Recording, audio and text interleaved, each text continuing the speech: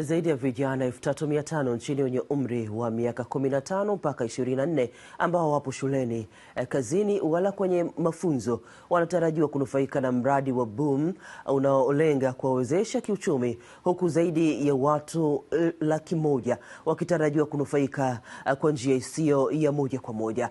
Akizungumza jijini Dar es Salaam, mratibu wa mradi wa Boom ukanda wa Afrika Lea Tesfama Maria amesema kuwa kipaumbele kinatolewa kwa makundi yaliyo hatarini zaidi, wakiwemo mama wa umri mdogo, vijana kutoka familia zenye mzazi mmoja, vijana wenye ulemavu, waathirika ukatili wa kijinsia, wakimbizi wa ndani na familia zinazoishi katika umaskini.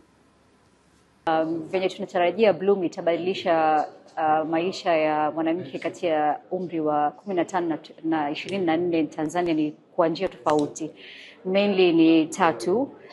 Tunataka challenge msichana achague career yenye haimzuii juu ya binti yake, ndo juu ya jinsia yake, ndo apate explore potential kulingana na uwezo wake. Kwa mfano mwanamke akiamua anaweza jiendeleza kiuchumi kwa kuwa dereva, kwa kuwa engineer.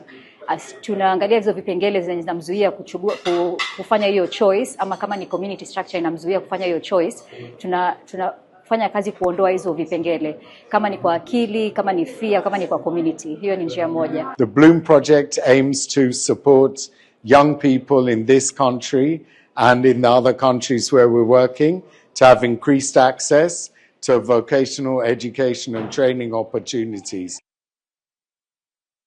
Hata hivyo, amesema kuwa kupitia uimarishaji wa taasisi za mafunzo ya ufundi TVET, huduma za kifedha na zisizo za kifedha, pamoja na ushirikiano na wadau wa jamii, mradi unalenga kuongeza ushiriki wa wasichana na wanawake vijana katika mafunzo ya stadi na ajira na hatimaye kuboresha hali yao ya kiuchumi.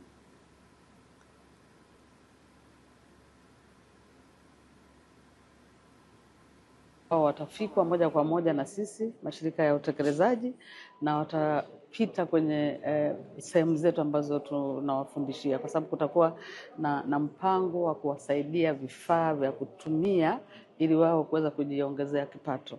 Ujio wake umekuja kujibu kiu ya taasisi yetu ya Baba Watoto ya kusaidia vijana hawa, na hasa hawa vijana balehe ambao wako katika mazingira magumu hapa jijini Dar es Salaam.